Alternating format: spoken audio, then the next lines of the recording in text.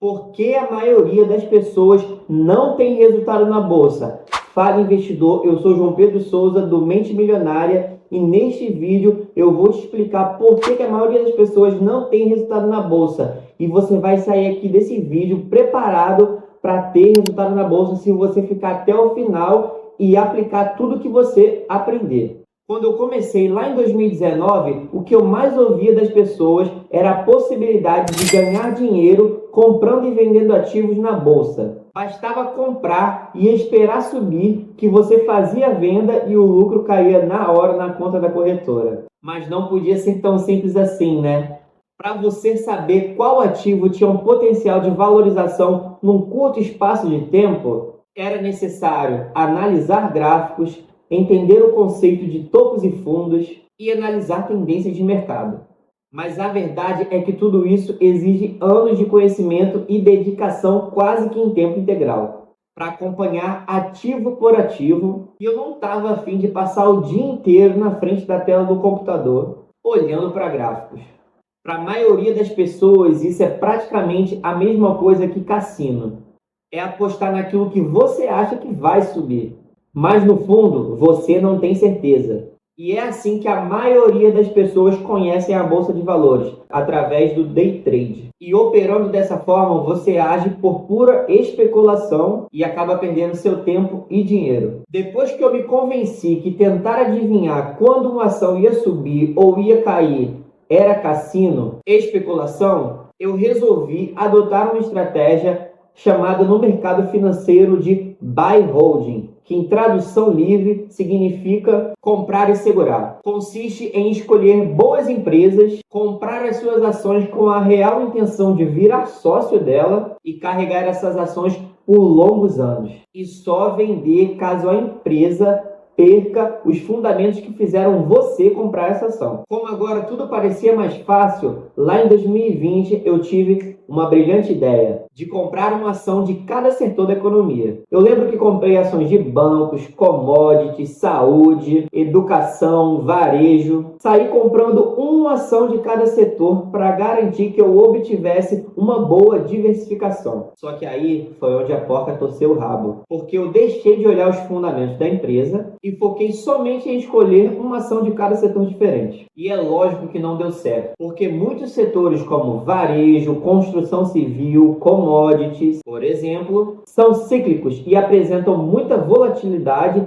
e sensibilidade a fatores externos. Esses três setores sofrem muito com a alta da taxa Selic, porque se os juros estão altos, as pessoas deixam de consumir e deixam de comprar e construir imóveis, porque o crédito fica muito caro. Então agora que eu já tinha entendido que nem todo setor é favorável para o método buy holding, eu precisava achar os setores certos e foi aí que eu conheci o método BEST, de Luiz Barsi Filho, o maior investidor pessoa física da Bolsa de Valores. Esse método reúne de forma simples os melhores setores da Bolsa que são perenes e estáveis, e são eles: bancos, energia elétrica, saneamento, seguros e telecomunicações. E por que esses setores são tão perenes e estáveis? Porque independente do momento da economia, você sempre vai utilizar esses serviços. É só parar para pensar. Você deixa de comprar uma roupa, um tênis novo, mas você não deixa de pagar a conta de água, luz e internet, porque você sabe que é essencial para o seu dia a dia. E depois que eu entendi que esse era o motivo das empresas serem tão lucrativas, eu comecei a investir da forma certa, nas empresas certas, e comecei a ter resultado. Só que é lógico, não basta investir somente nas empresas dos melhores setores.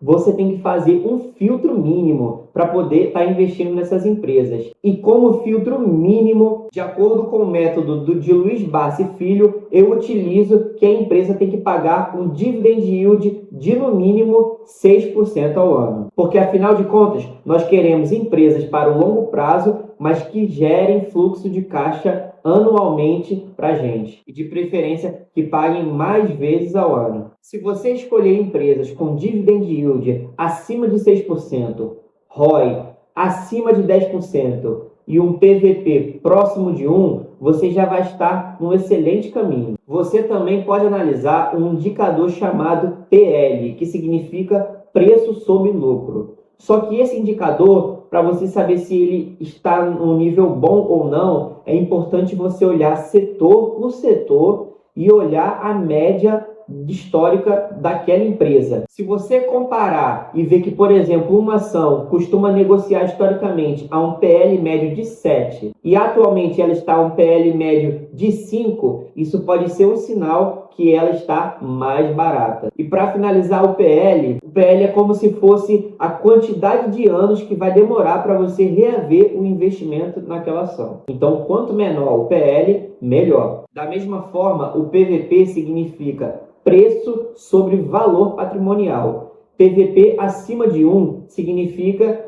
que o preço daquela ação está mais caro do que o preço da cota de valor patrimonial. Se estiver 1, o preço está igual, e se estiver abaixo de 1, quer dizer que a ação está descontada. É importante também analisar indicadores de crescimento, e para isso nós temos os indicadores CAGR de receita e CAGR de lucro, que significa crescimento de receitas e crescimento de lucro. Dentro do site do Investidor 10 você tem acesso a esses indicadores. Então é importante investir em empresas que tenham gerado lucro, pelo menos nos últimos 5 anos, que tenham gerado crescimento de receita nos últimos 5 anos. Assim você vai garantir um fluxo de dividendos constante. É importante também selecionar empresas que tenham a sua dívida menor do que o patrimônio. Investir em empresas endividadas pode ser um sinal de risco para você, investidor iniciante. E também é preciso selecionar aquelas empresas que já têm tempo de bolsa, né?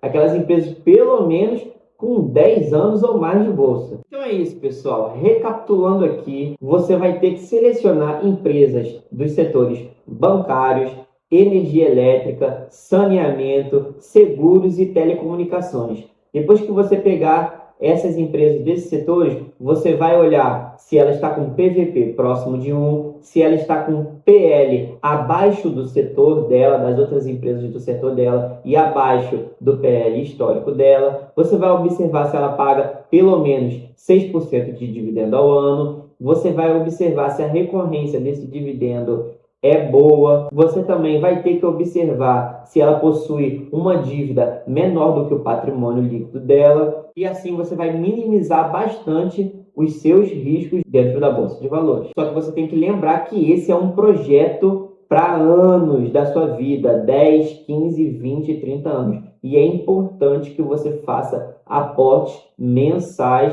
nessas ações que você filtrou. Eu, por exemplo, possuo 10 ações e 7 fundos imobiliários. E eu acho que está um número ótimo para mim. Mas você que está começando, seleciona 4 ações, 4 fundos imobiliários, já está de bom tamanho. Se você estiver começando com patrimônio menor ainda, então você seleciona menos. 2 ações, 2 fundos imobiliários. Não pulverize o seu dinheiro. Vá crescendo aos poucos. De acordo com que o seu patrimônio for crescendo, você vai comprando mais ativos. Se você gostou desse vídeo, considere curtir, se inscrever no canal e comentar aqui abaixo. Também siga a gente nas redes sociais, TikTok e Instagram, @OMenteMilionariaJP. E assiste os nossos últimos vídeos que vão estar aparecendo em algum lugar aqui no canto da tela. Até a próxima!